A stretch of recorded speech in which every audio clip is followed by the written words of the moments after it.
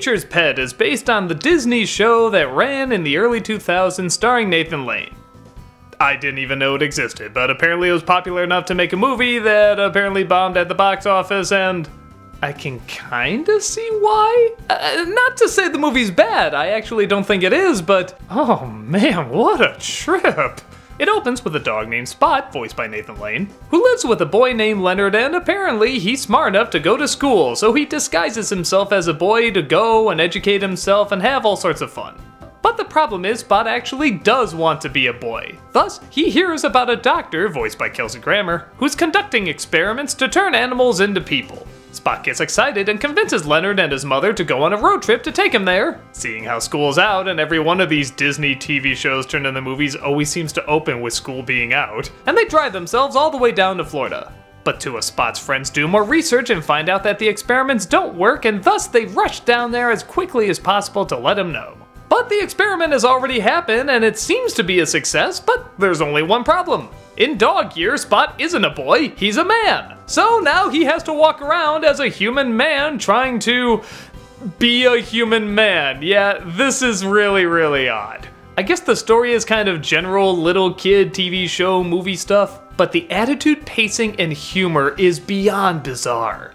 The design of the characters I describe as beautifully ugly. There isn't one good-looking character in this, but at the same time, it's kind of fun how weird and distorted they look. I swear they're done by the same person who did the Airborne designs.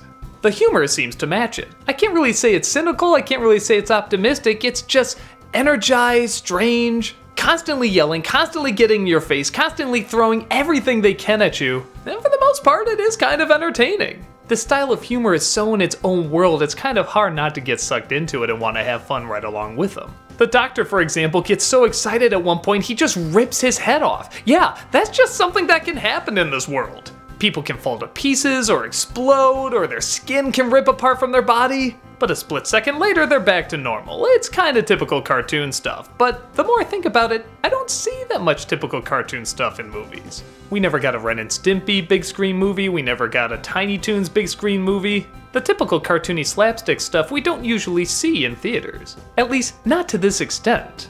On the one hand, it's kinda nice. I don't always know where it's going, I don't always know what kind of joke is coming next. Most Disney films have, what, 4 to 5 songs in them? This one has something like 10 to 15. Every other second they're singing and they're just throwing their all into it. Just every single moment they're trying to do something crazy. The one downside is, it can get old after a while. The film doesn't take that many breaks from its weird, kooky sense of humor, and when it does, there's not a ton of emotion to keep you interested. Because of that, I can see this film very easily annoying some people. For me, it was alright, but even I'll admit I was starting to get a little tired of it. Thankfully, the humor for me was so energized and weird that I didn't mind too much, but I can see people getting really sick of it really fast. Nothing about it seems particularly cinematic, it just seems like a really long cartoon. But some people want to see really long cartoons. I love cartoons, and so I kinda like this. It's weird shapes and colors mixed with weird ideas and characters. I can't help it, I thought it was bizarrely kind of fun. Did it get grating sometimes? Once in a while. But at the same time, I have to give them credit for just going all the way. It never lets up, it's always trying to do something insane. And I guess the kind of insane part of me weirdly appreciates it. It's still smart, it's still well thought out. Just because it's silly doesn't mean it's not done by people who are extremely talented. I guess fans of the show will really enjoy it. I mean, I have to assume the show was just as crazy. To any newcomers though, just keep in mind it is pretty relentless.